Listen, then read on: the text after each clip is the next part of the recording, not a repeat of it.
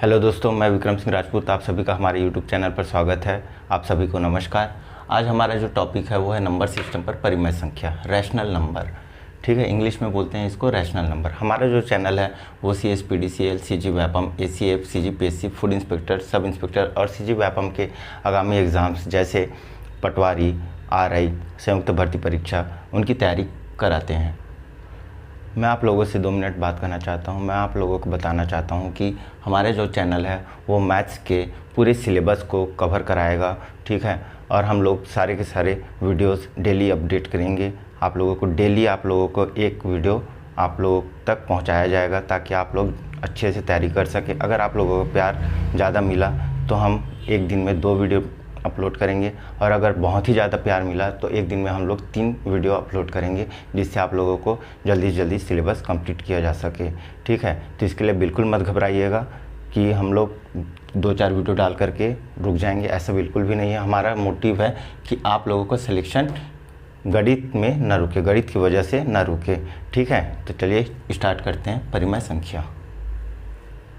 तो चलिए स्टार्ट करते हैं। रैशनल नंबर होता क्या है? हिंदी में इसको बोलते हैं परिमेय संख्या। परिमेय संख्या वो संख्याएं होती है जिनको हम P/Q के रूप में व्यक्त कर सकते हैं, जहाँ पर Q does not equal to 0, जहाँ पर Q का मान 0 ना हो। इसका कहने का मतलब ये है कि P का मान हम कुछ भी रख सकते हैं। ठीक है, जैसे 1 रख सकते हैं, 2 रख सकते हैं, 3 रख सकते हैं, 4 रख सकते हैं। ठीक है, P का मान हम कोई सा भी वैल्यू रख सकते हैं, Q का भी मान हम कोई सा भी वैल्यू रख सकते हैं, सिर्फ और सिर्फ 0 को छोड़ करके।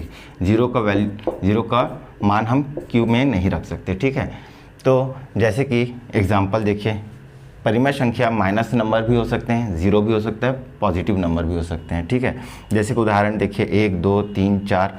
माइनस में देख लेते हैं -1, -2, -3, -4।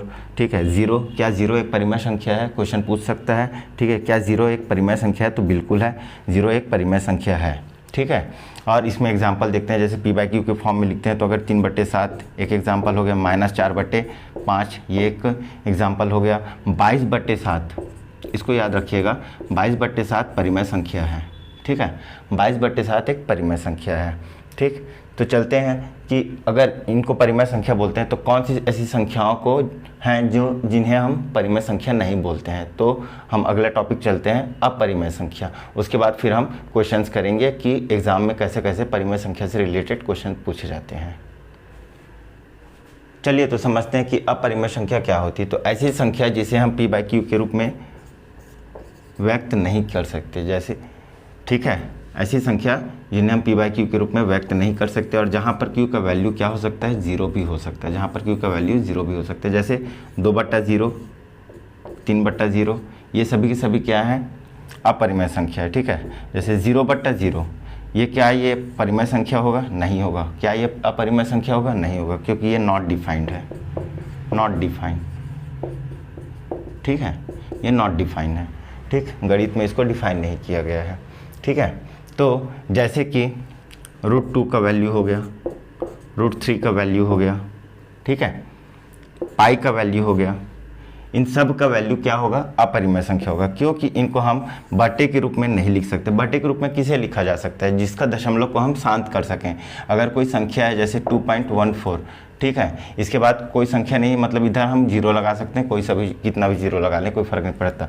इसको हम अगर P/Q के फॉर्म में लिखे तो इसको हम भिन्न को, दशमलव को अगर भिन्न में बदलना हो तो कैसे करते हैं? 2.14 है, दशमलव को हटाया, 1 लिखा, उसके बाद कितना अंक है? 1, 2, तो 2 0 लगा दिए, तो इसका वैल्यू कितना हो गया? 214/100। तो इसको हम P/Q के रूप में लिख सकते हैं। इसलिए ये संख्या P/Q के रूप में लिखा गया, इसलिए भिन्न क्या होगा? परिमेय संख्या कहलाएगा। ठीक है, लेकिन इनका जो वैल्यू होता है, ठीक है, 1.414 आगे ये कभी शांत नहीं होते। ठीक है, इसका वैल्यू जो होता है 1.732 आगे चलते जाएगा, इसका भी वैल्यू शांत नहीं होता। इसी तरह से पाई का वैल्यू 3.14 आगे बढ़ते जाते हैं तो इसका भी वैल्यू शांत नहीं होता, इसलिए हम इनका वैल्यू को अपरिमेय संख्या कहते हैं। याद रखिएगा, पाई का वैल्यू 3.14 होता है। ठीक है, और ये आगे बढ़ते जाता है। ये इसके इक्विवेलेंट होता है 22/7, जो कि एक परिमेय संख्या है। 22/7 एक रैशनल नंबर है, रैशनल नंबर है, लेकिन पाई का अगर वैल्यू पूछा कि परिमेय संख्या है कि अपरिमेय संख्या है, तो ये एक अपरिमेय संख्या है, ये एक इरेशनल नंबर है। ठीक है, यहाँ से क्वेश्चन पूछा जाता है। ठीक है, तो चलिए चलते हैं कि पीएससी और व्यापम कैसे कैसे क्वेश्चन परिमेय संख्या से पूछा है, उन क्वेश्चंस को हम देखते हैं और उसी के आधार पर हम इसको एनालाइसिस करते हैं। ठीक है, तो चलिए पहला क्वेश्चन हमारा बोलता है कि कौन सी संख्या परिमेय संख्या नहीं है। पटवारी 2017 का क्वेश्चन है ये। ठीक है, इसको सॉल्व करना पड़ेगा और हमें देखना पड़ेगा कि कोई संख्या जो अभाज्य संख्या है वो रूट में तो नहीं आ रहा है। अगर कोई रूट में आ रहा होगा तो वो क्या होगा, अपरिमेय संख्या होगा। ठीक है, तो सबसे पहले पहला इसको ऑप्शन के थ्रू हमें चेक करना है। पहला ऑप्शन देखेंगे, इसको सॉल्व करेंगे। ठीक है, 8 लिखा है तो उसको हम क्या लिख सकते हैं, 2 की घात 3 लिख सकते हैं जी, गुणा 1/3 गुणा 2 की घात 1/2। ऑप्शन ए को हम चेक कर रहे हैं। ठीक है, और ये क्या लिखा है, 18 की घात 1/2। तो 18 की घात 1/2 को मैं तोड़ रहा हूँ सीधा, 2 गुणा 3 की घात 2। ठीक है, पूरे का घात 1/2 ये हो गया। ठीक है, ये 3 और 3 कट गया तो कितना आ गया, ये 2 गुणा 2 की घात 1/2 बट्टे में इसको जब मैं तोड़ूंगा 2 की घात 1/2 गुणा 3 की घात 2 गुणा 1/2। ठीक है, अब ये 2 की घात 1/2 और 2 की घात 1/2 कट गया, 2 और 2 ये कट गया, तो मेरे पास आंसर क्या है, 2/3। ये तो p/q के रूप में लिखा आ रहा है। ठीक है, तो हम कह सकते हैं कि ये संख्या जो है परिमेय संख्या है, इसलिए ये हमारा आंसर नहीं होगा। बात समझ में आया।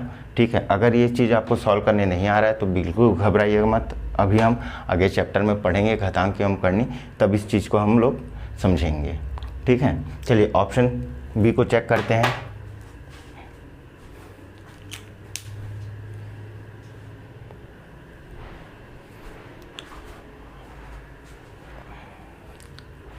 ऑप्शन बी बोल रहा है 125 की घात 1/3 गुणा 16 की घात 1/4 बट्टा 2 की घात 1/2। इसको हमें चेक करना पड़ेगा। ठीक है, तो 125 की घात 1/3 को हम क्या लिख सकते हैं जी, 5 की घात 3 गुणा,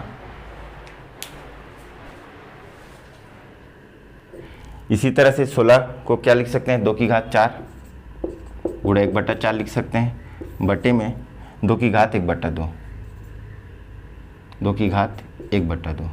ठीक है, तो इसका देखिए वैल्यू 3 और 3 कट गया, 4 और 4 कट गया, कितना है इधर 5 गुणा 2 बटे 2 की घात 1/2। 2 की घात 1/2, जब भी घात में 1/2 लिखा रहता है तो इसका मतलब होता है वर्गमूल a। ठीक है, तो इसी तरह से ये हो जाएगा 10/√2। अब यहाँ पर देखिए √2 आ गया। √2 एक ऐसा संख्या है जो कि एक अपरिमेय संख्या है, और किसी भी संख्या के साथ अगर वो गुणा में हो चाहे भाग में हो, ठीक है, या फिर प्लस में हो या माइनस में हो, तो वो संख्या क्या कहलाएगी, अपरिमेय संख्या कहलाएगी। तो ये क्या हो गई, अपरिमेय संख्या हो गया संख्या। ठीक है, तो इस तरह से इसका आंसर क्या होगा, बी होगा। सी की बात अगर हम बात करें तो सी को चलिए चेक करते हैं। 2 की घात 1/2, इसको लिख सकता हूँ मैं 2 की घात 3 गुणा 1/2 और गुणा 2 की घात 3 गुणा 1/3। देखिए ये 3 3 कट गया। ठीक है, क्या बचा मेरे पास, 2 की घात 1/2 और ये 3/2 को मैं जोड़ दूंगा। ठीक है, और गुणा 2, इसको जब जोड़ूंगा, ठीक है, इसको जब जोड़ूंगा तो 2 की घात बटा 2, 3 और 1 4 गुणा 2, कितना आ गया मेरे पास आंसर, 2 की घात 2 गुणा 2। ठीक है, इस तरह से इसका आंसर आ गया 8। तो इस तरह से ये भी हमारा परिमेय संख्या हो रहा है, इसलिए इसका आंसर सी नहीं होगा, इसका आंसर बी होगा। बात समझ में आया। ऐसी क्वेश्चन घुमा घुमा करके पूछता है, ये सब बेसिक है, हम घातांक करने में पढ़ेंगे। आप घबराइएगा मत कि सर आप ये कर क्या रहे हैं। ठीक है, ऐसा कुछ भी मत सोचिएगा। घातांक करनी हम लोग बहुत ही जल्दी स्टार्ट करने वाले हैं। ये नंबर सिस्टम कंप्लीट होने के बाद घातांक करनी और वर्गमूल ही हम लोग का अगला चैप्टर होगा। ठीक है, तो बात समझ में आया। क्वेश्चन का पैटर्न समझिए, परिमेय संख्या से कैसे क्वेश्चन पूछा जाता है। ठीक है, चलिए आगे बढ़ते हैं और क्या क्या क्वेश्चन पूछा गया है उसको हम देखते हैं।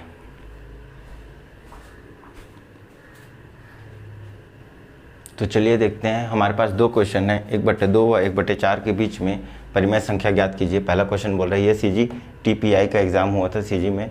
ठीक है, 2015 में उसका क्वेश्चन है। तो ऐसे क्वेश्चन अगर आएंगे तो हमें क्या करना है, सबसे पहले हमें चेक करना है कि हर बराबर है या नहीं। अगर हर बराबर नहीं है तो उनको हमें बराबर करना पड़ेगा। क्या करेंगे, क्रॉस मल्टीप्लाई कर देंगे। ठीक है, तो ये हो जाएगा 4/2। ठीक है, 1 का गुणा किए, गुणा 4, और इधर कर लेंगे हम 1/4 में किसका गुणा, 2 का गुणा। ये हो गया। ठीक है, इसके बाद हम क्या करेंगे, इनको बराबर कर लेंगे। ठीक है, इनको जब बराबर करेंगे तो ये हो जाएगा 4/8 और ये हो जाएगा 2/8। ठीक है, अब इनके बीच में कौन सा स्थान आएगा। ठीक है, तो 2 के बाद क्या आएगा, 3 आएगा, 3 के बाद क्या आएगा, 4 आएगा। तो यहाँ पर क्या आ रहा है, 3/8। तो इस तरह से इनके बीच में कौन सा संख्या ज्ञात हो गया हमारे पास, 3/8। यही इसका आंसर था। ठीक है, बात समझ में आया। तो सबसे पहला नियम क्या बोलता है कि हर को बराबर करना है। दूसरा, ठीक है, उनके बीच में फिर संख्या ज्ञात करना है। ठीक है, अगर यहाँ पर बोल दिया कि इतना के बीच में n परिमेय संख्या ज्ञात कीजिए। ठीक है, इतना के बीच में n परिमेय संख्या ज्ञात करना है, तो n इंटू n प्लस तो हमें क्या करना है, n+1 का इनके अंश एवं हर में गुणा कर देना है। चलिए देखते हैं अगला क्वेश्चन में इसी के पैटर्न पर। ठीक है, जो कि पूछा हुआ क्वेश्चन है।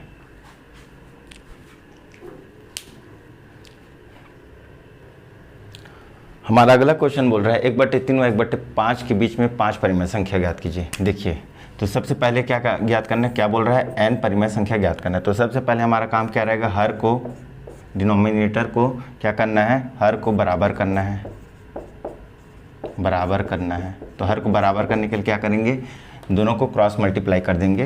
1/3 दोनों में 5 का गुणा कर दीजिए। इधर क्या लिखा है, 1/5, इधर 3 का गुणा कर दीजिए। इस 3 का गुणा इसमें किया, इस 5 का गुणा इसमें किया, कितना आ गया जी, 5/8। इधर कितना आ गया, 3/8। अब क्या करेंगे, कितना संख्या बोल रहा है, 5 संख्या। ठीक है, तो 5 से एक बड़ा क्या होता है, ठीक है, n, ये n है, तो n+1 का गुणा कर दीजिए। ठीक है, दोनों में, p/q में। ठीक है, ऊपर नीचे दोनों में, p एवं q दोनों में। ठीक है, तो 6 का गुणा इधर करूँगा मैं और 6 का गुणा इधर करूँगा। कितना आ जाएगा ये, 5 × 30 बटे 8 × 48, 3 × 18 बटे 8 × 48। कितना अंक पूछ रहा है जी, अब हमसे बन जाएगा 18 के बाद क्या आता है, 19 आता है। इसी तरह से ये 20 आ जाएगा, 21 आ जाएगा, 22 आ जाएगा, कहाँ तक, 29 तक।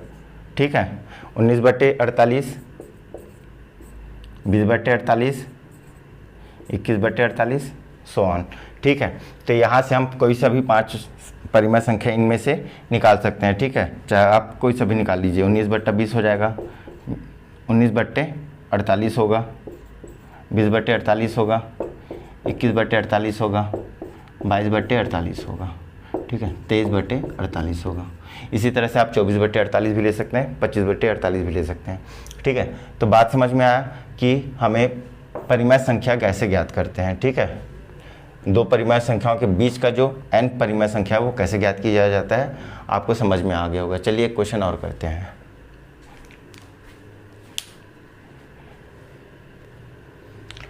हमारा अगला क्वेश्चन बोल रहा है कि निम्न में से कौन सा 7/8 से छोटा व 1/3 से बड़ा संख्या है। ठीक है, 4 ऑप्शन दे दिए हैं, 17/24, 11/12, 23/24, 7/24। सबसे पहले मैं आप लोगों को एक चीज़ सिखाना चाहता हूँ कि जैसे ये 11/12 है, ठीक है, ये इसका सरलतम रूप है। इसको अगर मैं 24 के रूप में लिखना चाहूँ तो ये क्या हो जाएगा, 12 में कितना का गुणा करूँ कि वो 24 में हो जाएगा, तो 2 का। तो इसलिए ऊपर नीचे हम लोग क्या किए हैं, ऊपर नीचे गुणा करेंगे, तो ये हो जाएगा 22/24। ठीक है, तो ये भी एक संख्या हो सकता है। तो ठीक है, सरलतम रूप में हम लिख सकते हैं, किसी भी संख्या को हम बटा करके उसको क्या कर सकते हैं, सरलतम रूप में हम लिख सकते हैं, भाग दे करके। ठीक है, तो चलिए देखते हैं। सबसे पहले इनके बीच में हमें परिमेय संख्या ज्ञात करना पड़ेगा। ठीक है, तो सबसे पहला क्या नियम है, संख्या को लिखने के बाद हर को बराबर करिए। तो मैं हर को बराबर करने के लिए 3 का गुणा इधर किया और इस 8 का गुणा इधर कर दूंगा। इस वाले संख्या में। 7 या 21/24 और ये हो जाएगा 8 एकम 8/24। अब इनके बीच में जो संख्या है वही संख्या क्या होगी, इससे बड़ी होगी और इससे छोटी होगी।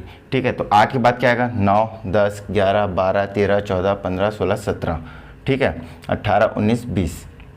तो इनके बीच में कोई ऑप्शन में दिख रहा है क्या, देखिए 7 8 से छोटा है, ठीक है, 23 21 से बड़ा है, ठीक है, 11/12 को अगर मैं इस फॉर्म में लिखूं 22/24, ठीक है, तो 22 21 से बड़ा है, तो हमारे पास कौन सा आंसर आएगा, 17/24, यही हमारा आंसर होगा। ठीक है, तो सबसे पहले हमें अगर ऐसा ऑप्शन में देता है, ठीक है, तो आपको क्या करना है, इसको हर के इक्वल लेकर आना है। अगर ठीक है, ये साधारण रूप में भी लिख सकता है, जैसे अगर यहीं पर ये 17/24 ना दे करके अगर वो पूछ लेता 15/24 और इसी को ये काट देता, क्या 3 से भाग दे दीजिए, 3 पंचे 15, 3 अट्ठे 24, 5/8 अगर यहाँ पर ये ऑप्शन में दे देता 5/8, ठीक है, 17/24 की जगह लिख देता क्या 5/8, तब हम कंफ्यूज हो जाते, तब हम क्या आंसर लेते, तब इसका हमें किस फॉर्म में लिखना होता, 8 को 24 के फॉर्म में, ठीक है, और इसको फिर ये कितना आ जाता है 15/24। तो इस तरह से इसका आंसर हमारा 15/24 मतलब 5/8 इसका आंसर होता। बात समझ में आया, चलिए 1-2 क्वेश्चन और करते हैं।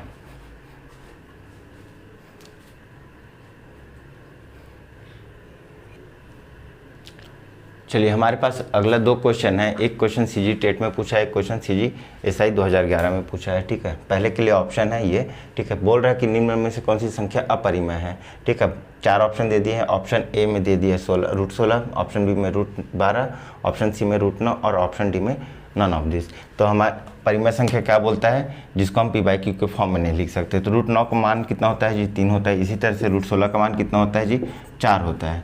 ठीक है, तो ये दोनों तो आंसर नहीं होंगे क्योंकि ये दोनों परिमेय संख्या है। √12 को हम क्या लिख सकते हैं, ठीक है, 4 × 3, तो √4 का वैल्यू कितना होता है, 2 × √3, इसका वैल्यू ये होगा। तो अभी हमने डिस्कस किया था कि किसी भी अपरिमेय संख्या को, ठीक है, किसी भी संख्या के साथ गुणा कर दीजिए तो भी वो क्या होगा, अपरिमेय संख्या होगा। ठीक है, तो इस तरह से इसका आंसर क्या होगा, बी आंसर आएगा। इसी तरह से चलिए ऑप्शन बी में दूसरा क्वेश्चन का ऑप्शन देखते हैं। ए का वैल्यू दे दिया 3.3333333, इसको हम लोग गणितीय भाषा में 3.3 का बार लिखते हैं। ठीक है, तो जब भी बार वाला संख्या रहेगा तो इसको हम p/q के फॉर्म में कन्वर्ट कर सकते हैं। हम लोग जब दशमलव भिन्न पढ़ेंगे, फ्रैक्शन चैप्टर पढ़ेंगे, तो हम सीखेंगे कि भिन्नों को, ठीक है, फ्रैक्शंस को, बार वाली फ्रैक्शंस को हम कैसे भिन्न में बदलते हैं। ठीक है, तो ये तो परिमेय संख्या है, तो इसलिए हमारा आंसर नहीं होगा। इसी तरह से ये देखिए 5.63 बार में लिखा है, तो इसको भी हम भिन्न में बदल सकते हैं, इसलिए इसका आंसर भी नहीं होगा। ये दोनों परिमेय संख्या कहलाएंगे। देखिए ये -√36, तो माइनस लिख लिए, 36 किसका वर्गमूल होता है, 6 का होता है, तो ये भी हमारा आंसर नहीं होगा। देखिए यहाँ पर -3/√2, √2 को चाहे, ठीक है, प्लस करे चाहे माइनस करे, चाहे गुणा करे चाहे भाग करे, अगर वो किसी संख्या के साथ में है तो वो अपरिमेय संख्या कहलाएगी। तो इसलिए ये आंसर हमारा होगा। ठीक है, ऑप्शन सी हमारा आंसर होगा। ठीक है, समझ में आया। ये बहुत ही इंपॉर्टेंट चैप्टर है और लगभग 2 से 3 एग्ज़ाम में पूछा जाता है। अगर आप लगातार 2-3 एग्ज़ाम देंगे तो एक न एक एग्ज़ाम में आपको परिमेय संख्या पर आधारित क्वेश्चंस मिलेंगे। ठीक है, इसी तरह के आप क्वेश्चंस सॉल्व कीजिएगा। आप याद रखिएगा इन चीज़ों को, ठीक है, कि ये दशमलव में जब बार में रहता है, ठीक है, तो ये परिमेय संख्या कहलाते हैं। ये भी परिमेय संख्या है। ठीक है, माइनस में भी रहता है अगर कोई संख्या, तो वो भी परिमेय संख्या है। ठीक है, अगर तो चलिए चलते हैं हम अगले टॉपिक पे, हमारा कैलकुलेशन कैप्सूल की तरफ।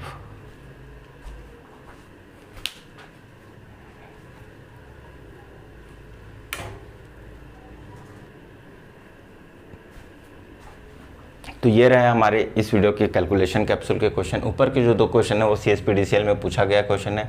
देखिए जब भी ऐसा क्वेश्चन अगर पूछे, ठीक है, तो सम संख्या और विषम संख्या आपको एज्यूम कर लेना है। ठीक है, सम संख्या कौन कौन से है, 2 4 6 8 10, ठीक, विषम संख्या कौन है, 1 3 5 7 9, ठीक है, तो उनको वैल्यू को रख करके आपको चेक कर लेना है। ठीक है, तीसरा क्वेश्चन बहुत ही आसान है, 5वीं 6वीं लेवल का क्वेश्चन है। ठीक है, और ये भी आसान है, आपको बस क्रॉस मल्टीप्लाई करके इसको हरों को बराबर करने हैं और फिर आपका आंसर आ जाएगा। ठीक है, और सिंपल जो घटाना है वो घटाना है। ठीक है, समझ में आया। आपको इन सारे क्वेश्चंस को एक कॉपी में कलेक्ट करना है और उनको प्रैक्टिस करते रहना है, ताकि आपका कैलकुलेशन स्पीड बरकरार रहे और इम्प्रूव होते जाए, जिससे आप एग्ज़ाम हॉल में जितना जल्दी से जल्दी हो सके आप क्वेश्चंस को डील कर सकें और फिर आप रिलैक्स फील कर सकें। ठीक है, हमारा जो अगला टॉपिक होगा वो होगा इकाई का अंक होगा। ठीक है, और हम सारे वीडियो अपलोड करेंगे, हर सारे चैप्टर्स अपलोड करेंगे। आप बिल्कुल बेफिक्र रहिए, आप बिलीव रखिए और आप डेली मेहनत करिए। मिलते हैं फिर अगले लेक्चर में, तब तक के लिए धन्यवाद। जय हिंद, जय भारत।